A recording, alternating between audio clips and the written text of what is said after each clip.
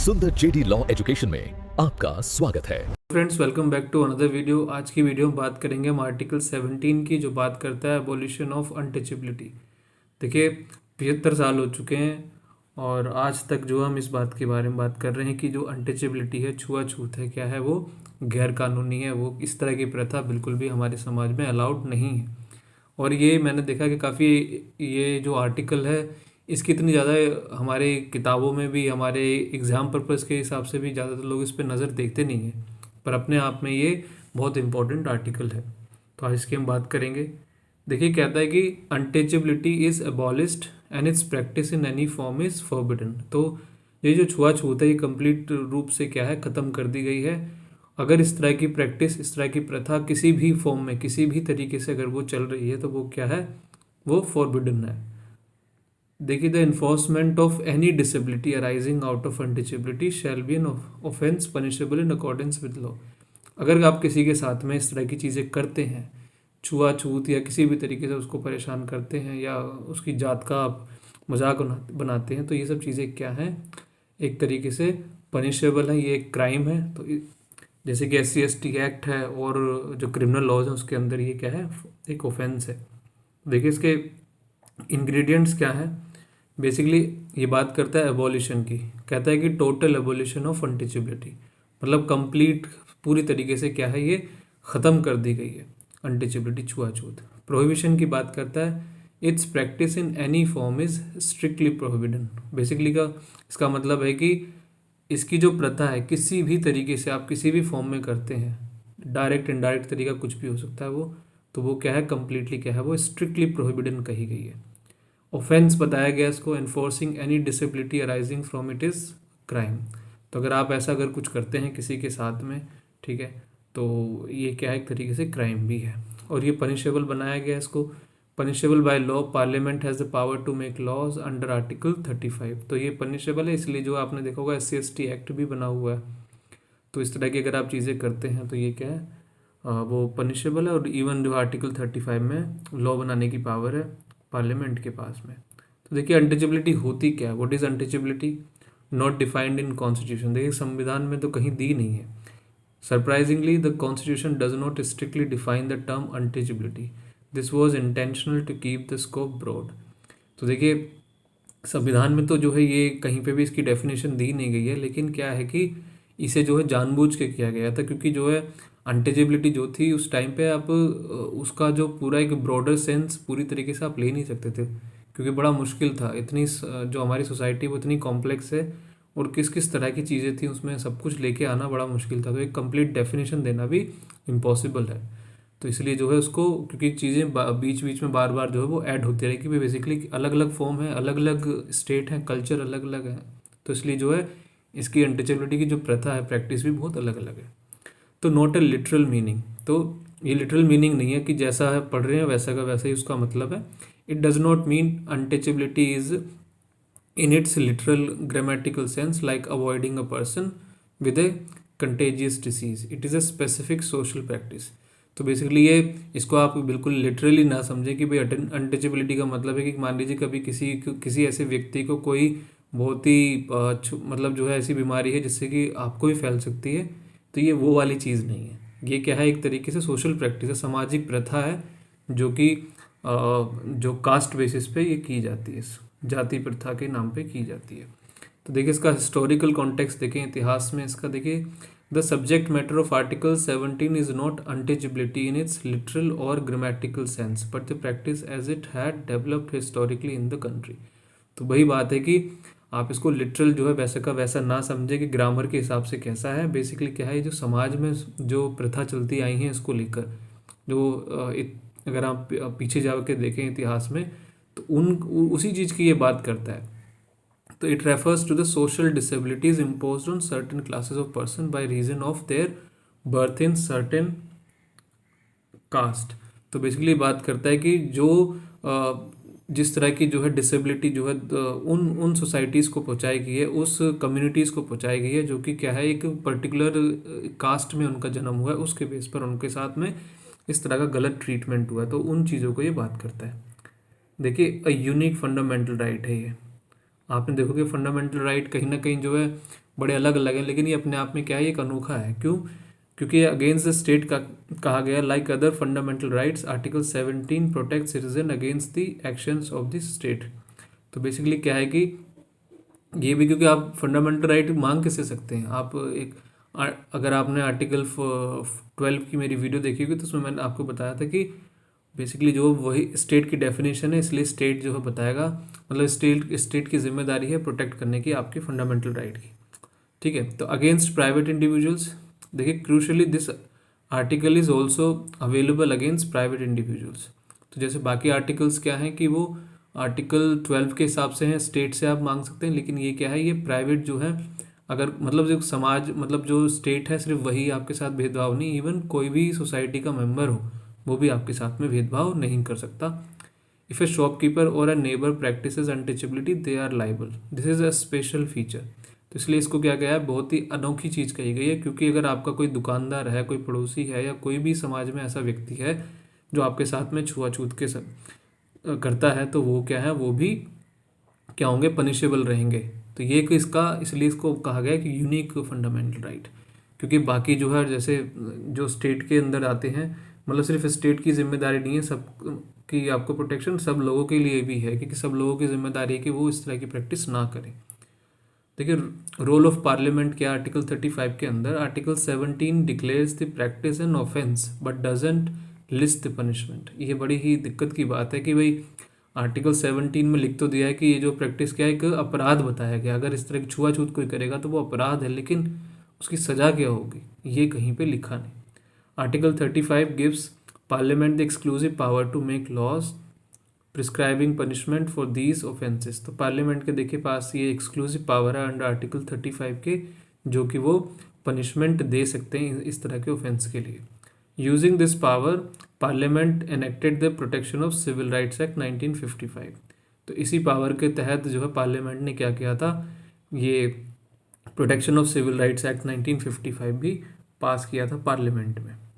तो देखिए protection of civil rights act 1955 है, इसको ओरिजिनली क्या किस नाम से जानते थे, अनटचेबिलिटी ऑफेंस एक्ट 1955, फिर इसको रीनेम करा, मतलब रीनेम इन 1976। तो उसको ज़रा समझते हैं। Punishable offence under PCR act, देखिए religious disabilities, preventing any person from entering any place of public worship और फ्रॉम वर्शिपिंग और ऑफरिंग प्रेयर्स। तो अगर आप किसी व्यक्ति को किसी टेम्पल में, किसी पब्लिक प्लेस में रोकते हैं जाने से, क्योंकि वो किसी पर्टिकुलर कास्ट से बिलोंग करता है, तो ये क्या है, या प्रेयर करना चाहता है, पूजा करना चाहता है मंदिर में, मस्जिद में, किसी भी तरीके से, तो ये क्या चीज़ है, इसको ऑफेंस माना गया है। ठीक है। और सोशल डिसेबिलिटीज़ में जैसे कि enforcing disability with regard to access to shop, hotels, public restaurants, public entertainment और वाटर सोर्सेज। और साथ में मतलब ये जो जितने भी एग्जांपल हैं, आपकी कभी भी किसी भी व्यक्ति के साथ में छुआछूत के बेस पे अगर आप उनको रोकते हैं कि आप उनको आने नहीं देंगे अंदर, उनके अपनी दुकान में नहीं आने देंगे, होटल्स में नहीं आने देंगे, ठीक है, रेस्टोरेंट में नहीं आने देंगे, तो जो भी पब्लिक प्लेसेस हैं तो उसको भी क्या है, इसमें ऑफेंस बनाया गया है इसको। देखिए फिर आता है आपका SC/ST prevention of atrocities act 1989। वाइड वॉज, क्योंकि इसकी ज़रूरत क्यों है, देखिए because the 1955 act was found insufficient to check the heinous crime committed against Dalits and tribals. क्योंकि जो 1955 था उसके अंदर जो है इतना वो सीवियर मतलब चीज़ें नहीं थी, क्योंकि जिस तरह की एट्रोसिटी होती है, ठीक है, समाज के अंदर, तो वो जो है मतलब बड़ी हीनियस क्राइम है, बहुत ही घिनौना अपराध है वो, तो उसको वो कवर ठीक से करता ही नहीं था, वो इनसफिशिएंट था, इसलिए जो है SC/ST प्रिवेंशन ये जो एक्ट था इसको फिर लाया गया।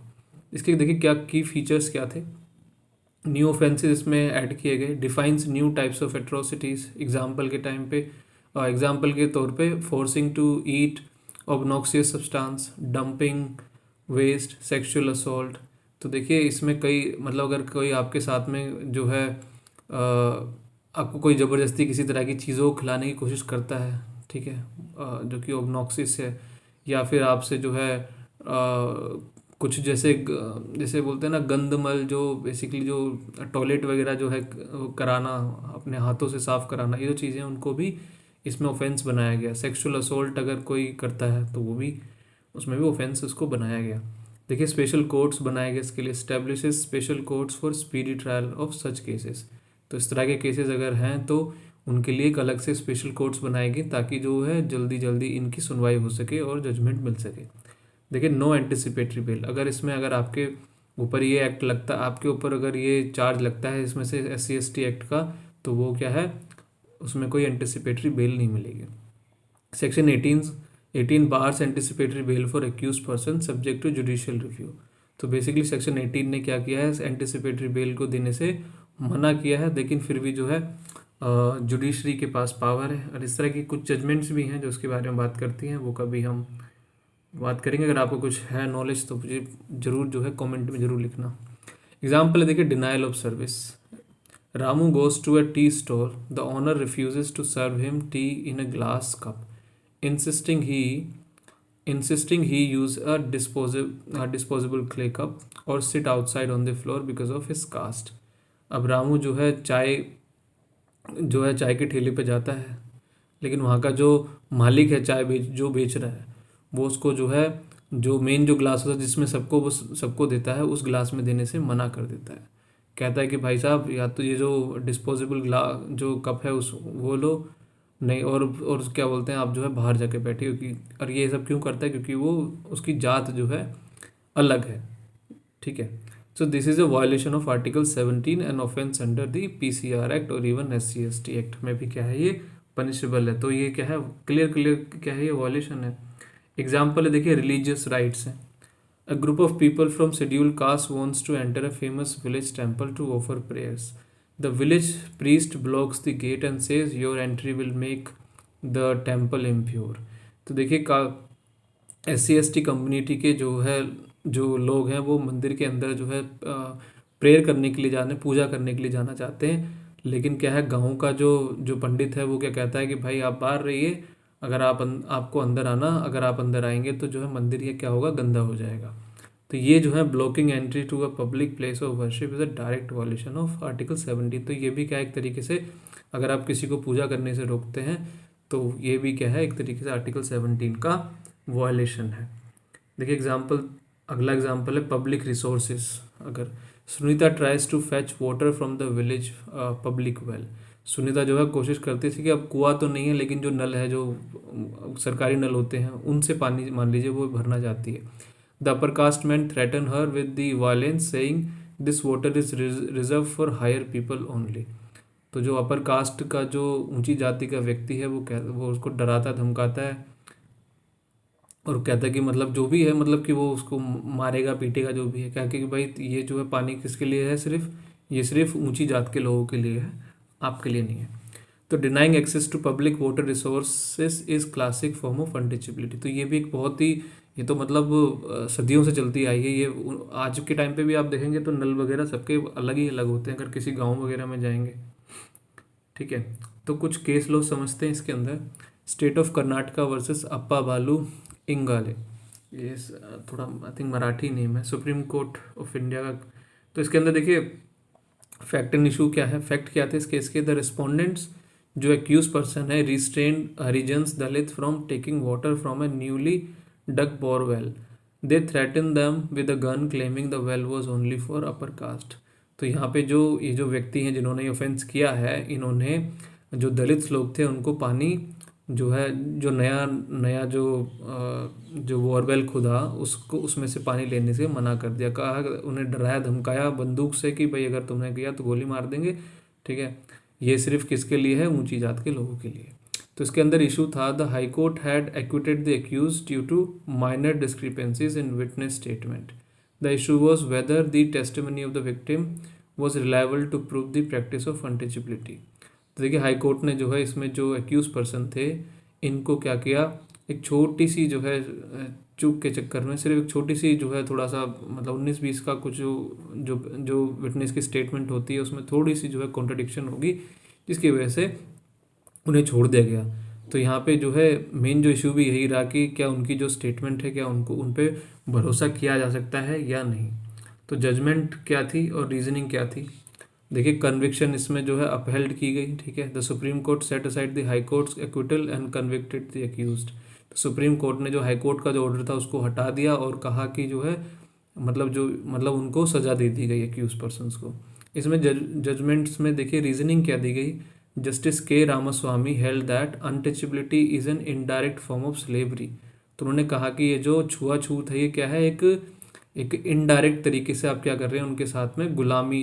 गुलामी तो बड़ा फिर भी बड़ा सिंपल शब्द सा लगता है, बेसिकली जो है बंधुआ जैसे कहेंगे, ठीक है ना। स्लेवरी थोड़ा सा ठीक वर्ड भी लगता है। The judiciary must look at such cases with sociological perspective not just technicalities. तो जो है जजेस को भी क्या देखना चाहिए कि इन केसेस को जो है सोशोलॉजिकल पर्सपेक्टिव से देखना चाहिए कि समाज में ये चीज़ें किस तरीके से चलती आ रही हैं। उसकी जो टेक्निकलिटीज़ हैं कि स्टेटमेंट थोड़ी सी इधर उधर हो रही है तो उसको उसको उसको नहीं देखना है, ठीक है। मतलब थोड़ी बहुत चीज़ें तो चल जाती है, इतनी टेक्निकलिटी में नहीं जाना है। The evidence clearly showed the disability was enforced due to caste. तो उसमें साफ साफ सबूत थे कि जो बेसिकली इन व्यक्तियों के साथ में जो है ये जो है प्रताड़ना की गई थी। तो यहाँ पे बिल्कुल साफ साफ था।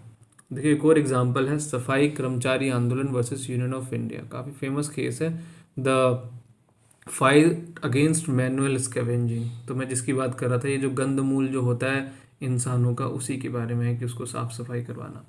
देखिए इसके फैक्ट्स हैं। Despite the 1993 act banning manual scavenging cleaning human waste by hand, the practice continued widely.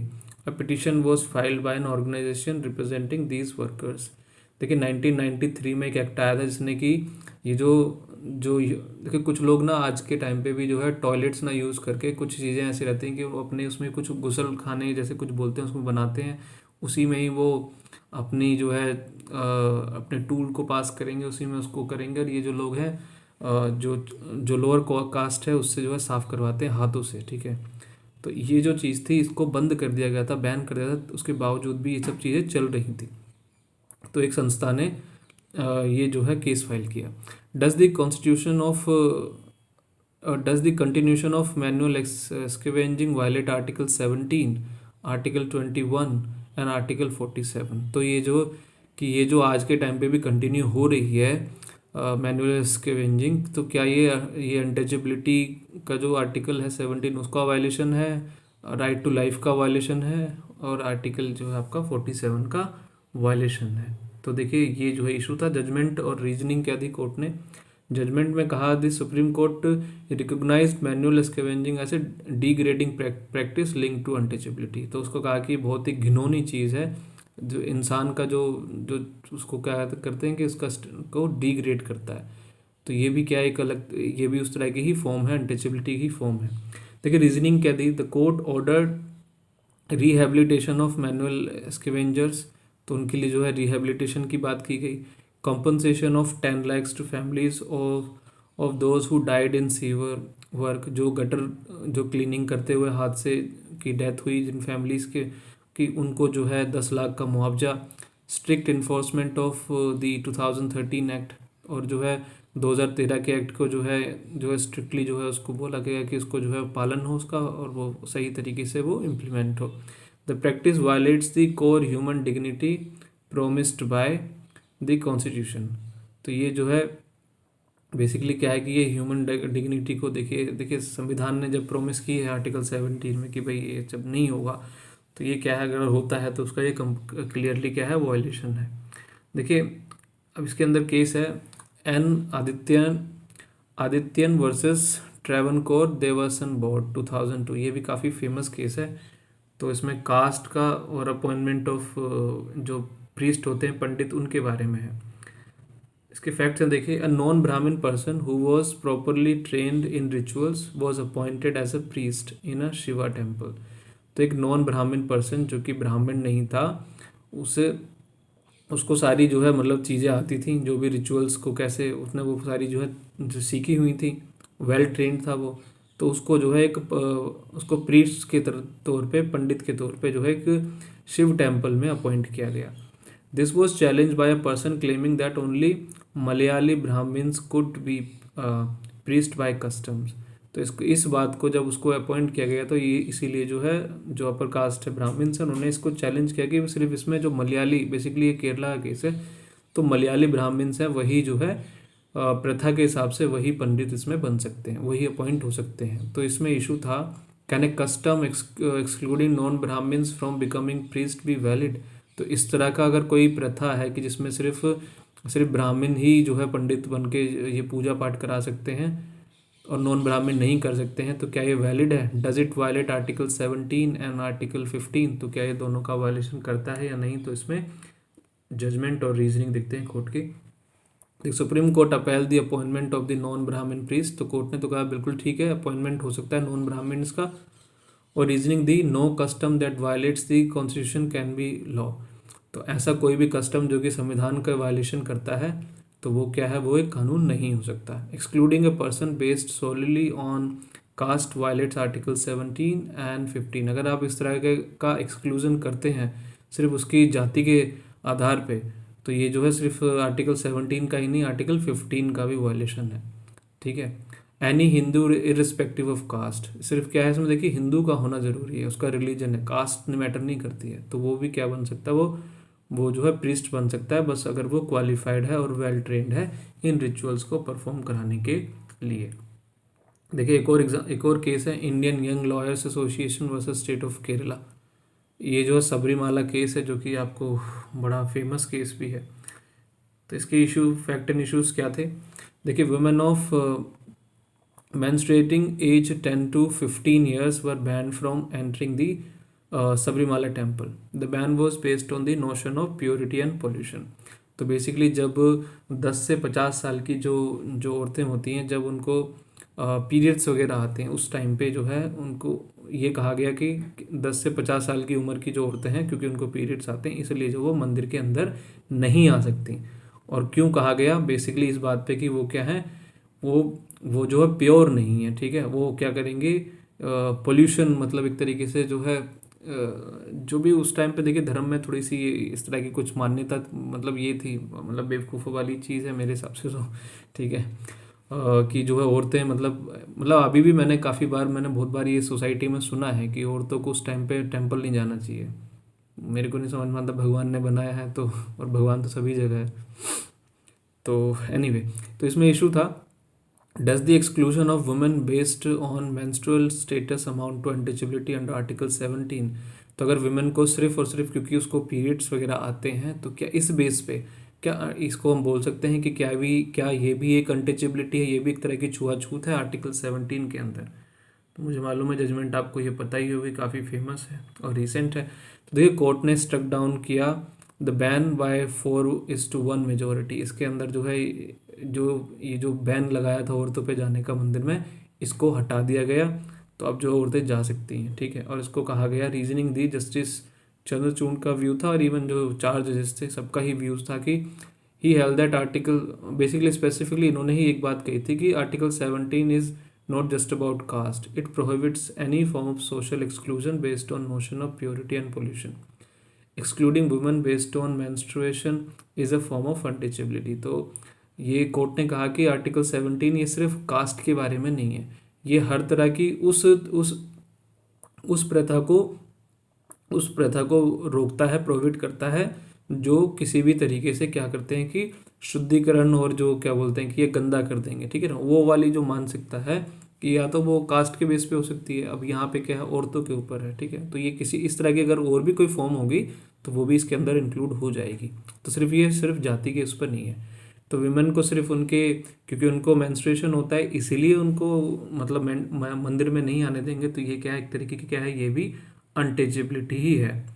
तो कंक्लूजन में देखिए, आर्टिकल देखिए 17 ने जो है इसमें एब्सोल्यूट इसको बैन किया है, इसमें कोई एक्सेप्शंस नहीं है। ठीक है। और ये बड़ा ही पावरफुल टूल है, क्योंकि ये जो हमारी जो वर्ण सिस्टम चलता आ रहा है, कास्ट सिस्टम जो चलता आ रहा है, उसको ख़त्म करने के लिए।